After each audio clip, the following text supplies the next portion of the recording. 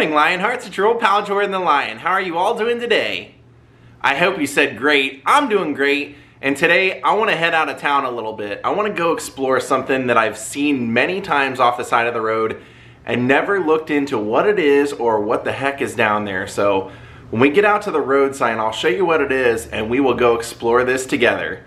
Daze with Jordan the Lion, it begins right now. Our little road trip today, it says it's gonna take a little over 3 hours to get there. Getting a little gas on the way out of town. Those of you wherever you live think you have it rough. Look at our gas prices, and this is the cheapest I've been able to find anywhere.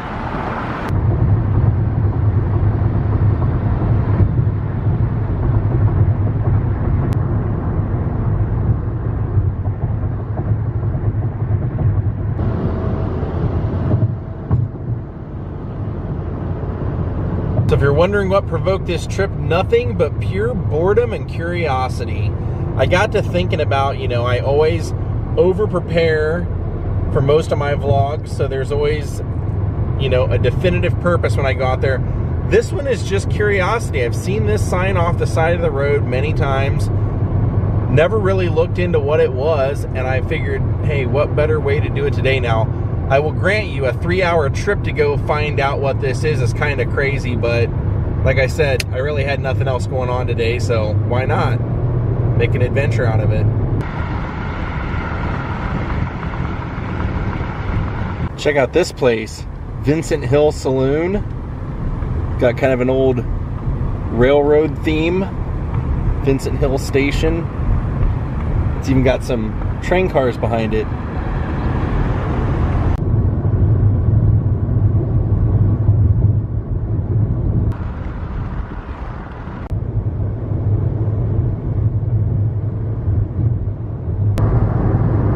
That's a huge witch.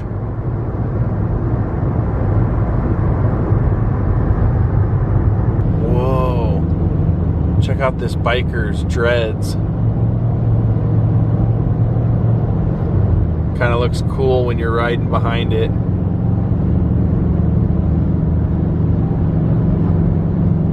Oh, those aren't dreads. That's a mask.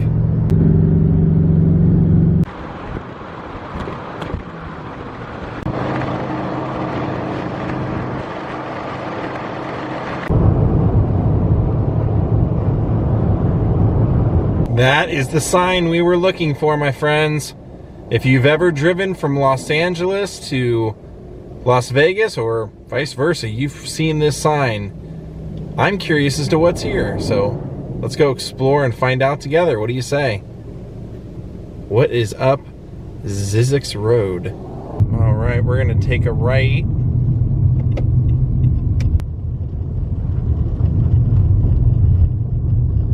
Now I know something is down here, I just don't know what and I don't remember what. It seems like someone told me a long time ago, but I don't know. Wow, I did not expect to find the road to be locked and closed. Major fail today. Well, let's just get back on the freeway. We're pretty close to Baker. We can head out to Baker and have some fun.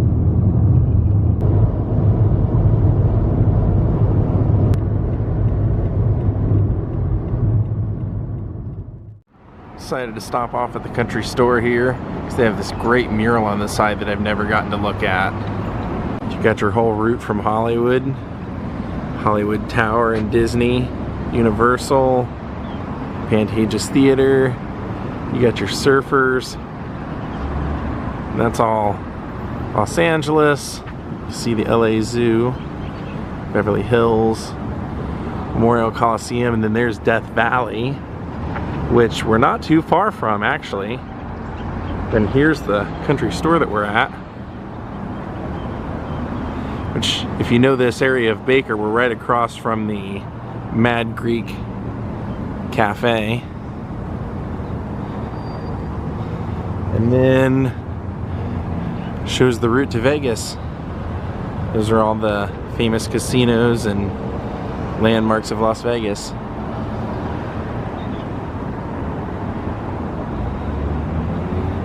Go on in the store. Shoot to the Grand Canyon. And I mean directly across from the Mad Greek. You can see all the statues out front. They're famous for their milkshakes and great Greek sandwiches and decor. Let's check this place out. Holy cow, they have everything. Shark heads, dinosaur heads. Breck would be in heaven with all this stuff. Lots of peanuts and, oh look, Zoltar. They've got a sheriff-only door, but then they've got an assortment of like amazing sodas, including a Monkey's soda. Hey, hey, it's the soda! Judge Wapner. There's Wink Martindale and Gene Autry. Oh, that's funny. Soda. Okay, we gotta get one of those. It's Roddy Piper's soda. Holy cow, look at these giant gummy bears. They're the size of my sunglasses.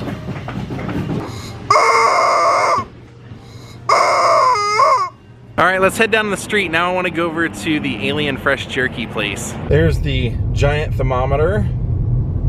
That's always a highlight of any trip, seeing that. World's tallest thermometer. Here's what we're looking for though, right there. That big giant alien robot. This stop is purely for the jerky. Well, and to goof off. Alright, I always love to see a nice alien spacecraft. Full of aliens.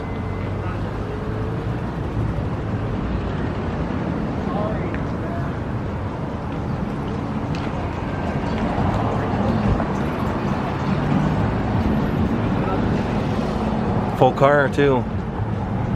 Alright, let's go on in. It is packed in here today.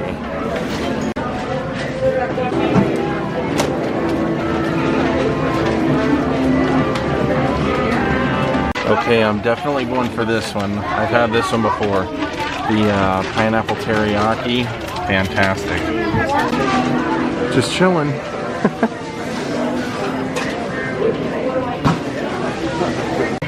You gotta love all the merchandising, huh? Now this is out back, and I've noticed them working on this the last couple of times that I've been here. I've seen progress more and more every time. In fact, check out the aliens up there hiding under the saucer. That's kind of funny. But they've done more. Check this out. In progress, they're building a UFO hotel. And it looks great. So obviously we can't go trespass or we'll get abducted, but we can look.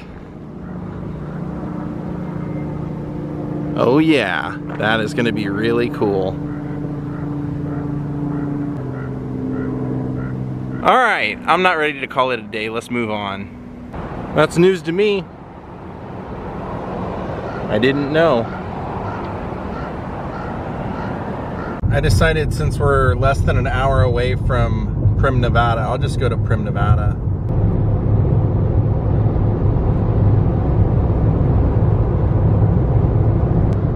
All right, it is quickly approaching our new destination, Primm, Nevada. I'm gonna stop at Whiskey Pete's. I haven't been here for probably 2.5 years, I would guess. That's some pretty cool stuff inside last time I was there though. All right, we have found the Nevada sign. We will officially be entering Nevada once we cross there. Whiskey Pete's is directly right there, right over across the street. And I wanna check out some of the crazy stuff right over here. So it looks like all this crazy color I was seeing off the side of the freeway is an outlet mall called the Prism. Wow. Pretty great artwork.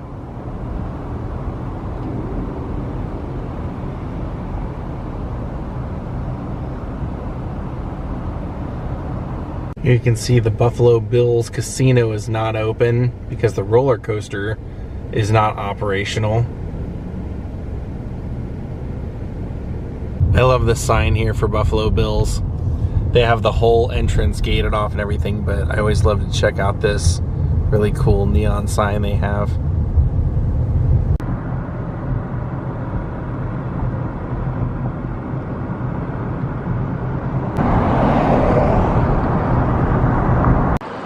There it is. One of the things I also love about this place is that they have a ton of the history of the area on the walls here. Plus, casinos are fun anyway. And they used to have the Bonnie and Clyde death car in here. Not sure if they still do, but we'll find out. See, look at this wall over here. Seeing what it actually is it's how Vegas was made year by year, all the big moments of Vegas history. So here we go, I'll officially tell you how Vegas happened. 1931, they legalized gambling in Nevada. Then in 1933, Whiskey Pete, bootlegger Whiskey Pete McIntyre, known as Whiskey Pete Daze. McIntyre owned a gas station at the state line, but resorted to bootlegging to help make ends meet. His unmarked grave was later exhumed accidentally while workers were building the monorail between Whiskey Pete's and Buffalo Bill's. The body was moved and is now buried in one of the nearby caves. That's where we're at, Whiskey Pete's. And this says 1946, Benjamin Bugsy Siegel, an associate of the Genovese crime family. Siegel opens the Flamingo Hotel at 3555 Las Vegas South for $6 million. Several million more than his bosses Meyer Lansky and Charles Lucky Luciano budgeted for. The former hitman is shot dead a year later in California.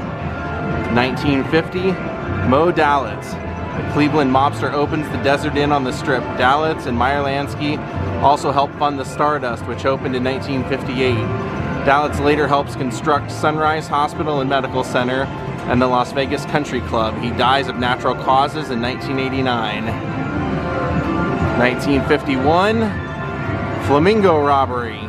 Mob hitman Anthony Brancato and accomplice Tony Tobino robbed 3,500 from the Flamingo. Later that summer they are found shot to death in the parked car in Hollywood. 1952, The Sands, a popular hangout for Frank Sinatra and fellow Rat Pack members. The Sands opens. It is one of several strip resorts reportedly skimming cash for the mob. 1952, a booming industry. The Nevada Gaming Control Board is created to regulate the booming gaming industry. That same year, the Dunes and Riviera both open and quickly establish mob ties. Riviera executives are indicted for skimming in 1967. 1958, the Stardust opens and is thought to have skimming operations linked to Chicago mob boss Sam Giancana. In 1974, Argent Corps buys the Stardust and runs it on behalf of the Midwest organized crime families. 1984, the Nevada Gaming Commission fines Stardust owners $3 million for failing to stop alleged mob skimming at the hotel. 1959, the Black Book. The Nevada Gaming Commission is created. In 1960, state gaming regulators published the inaugural list of excluded persons, Black Book, on individuals banned from Nevada casinos, naming 11 mobsters. Then over here, we have in 1972, longtime mob attorney Sorkis Webb buys the Arabian-themed hotel, the Aladdin, along with a few others. In 1979, he and his partners are indicted on defrauding charges tied to the 1975-76 remodeling of the property. 1979, Valentine's Day raid. FBI conducts a Valentine's Day raid on the Tropicana Hotel after ties to Kansas City's Savella mob family is revealed. Organized crimes control of the Tropicana is broken by several convictions, and there is an upheaval in the gaming industry. In 1981, Anthony the Ant Spilotro and the Hole in the Wall gang. Frank Culata and the 5 others from the Hole in the Wall burglary rings are arrested after breaking into the Bertha's Gifts and Home Furnishing, now Tower of Jewels on Sahara. Their leader, Chicago mob enforcer Anthony the Ant Spilotro, operated a jewelry and gift shop at Circus before being entered into Nevada's Black Book. Spilotro faces several legal battles and is ultimately found buried along with his brother Michael in an Indiana cornfield in 1986. Sounds a lot like what happened in Casino, doesn't it, to Joe Pesci?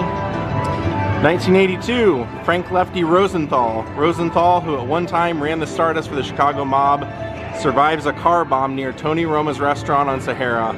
A metal plate beneath his driver's seat is credited for saving his life. In 1976, Rosenthal is charged with skimming $7 million a year from the Stardust. He's entered into the Nevada's Black Book in 1988. He dies in Florida after suffering a heart attack in 2008. And the last one is Oscar Goodman. 1999, the mob attorney begins 12 years at the helm as mayor of Las Vegas. He pushes for a mob museum in downtown Las Vegas. The National Museum of Organized Crime and Law Enforcement, also known as the Mob Museum, opens in 2012 and is still there. I think I'm gonna play some slots while I'm here too. Oh, awesome, they do have them still here. You never know. People that own classic cars sometimes will loan them to places to be on display for a short amount of time, so wasn't sure if they'd still be here. This is the authentic, the actual Bonnie and Clyde death car. Not from the movie, from the actual event when they were gunned down by law enforcement. Look at all the bullet holes coming towards us. That one's busted through, but the rest took the impact from the other side. You can see right up here some. Look at the glass. You can see the bullet holes in the back glass, especially those two, but they blew out most of that one. And you can see how old and worn it is. And look at the back windshield. It blew that out too. Wow. This side doesn't have any glass, so you can see a little bit better. Glass is back on over here. Look at that, that's where the car really got shot up. Wow. Whew. Look at all that. Wow. The whole driver's side, plus even the front windshield.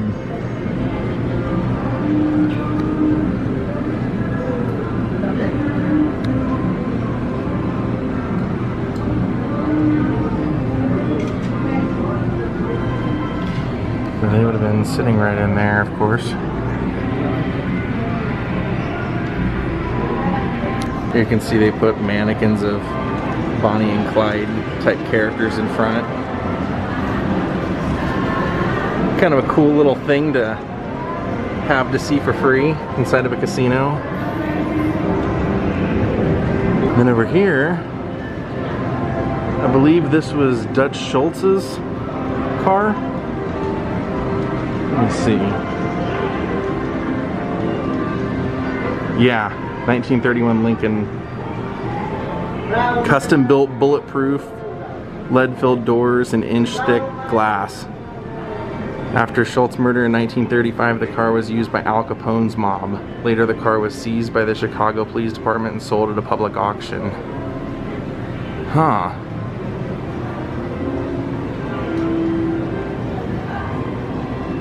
That's what I just read to you. There's the car. So, bulletproof, inch-thick glass.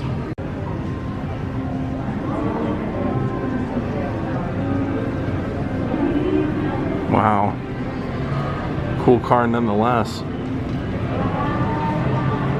Over here they have some clippings from the day that Bonnie and Clyde were shot from the Dallas Morning News.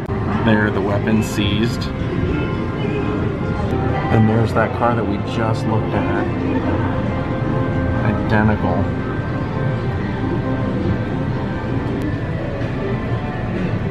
See, they used to use it as an attraction even back when it happened, after it happened.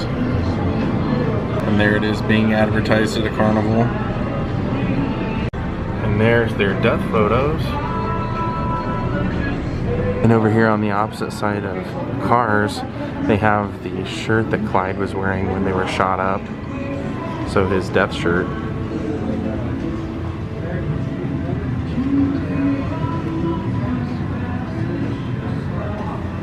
You can tell it would have been cut off of him.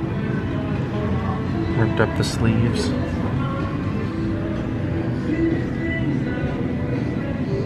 Come around to the back of the glass, you can see some of the bullet holes in the shirt there. Isn't that interesting? and what looks like faded blood. That is a certificate of authenticity signed by Clyde Barrow's sister Marie Barrow.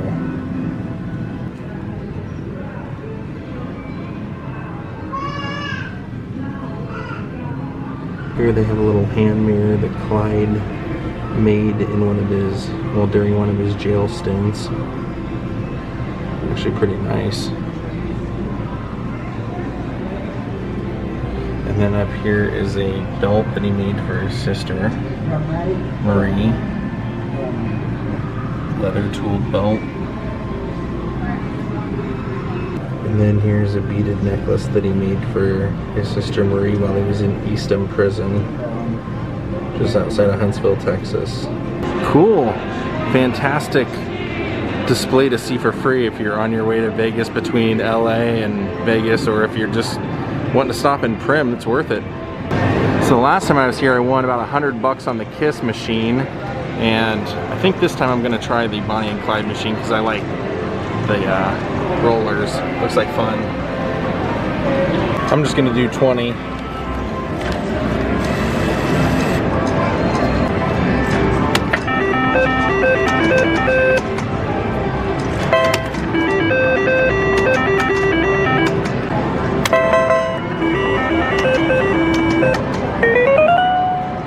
Look how popular of an attraction all those cars are for all these people. You can even get a fun pick over there. That's interesting. One of the options is a picture of Bonnie and Clyde together. All right, my friends, back into California we go. Just a little day trip. Well, my friends, I think that's gonna do it for us for today. Thank you for watching. We'll see you all next time. Have a great night. Goodbye.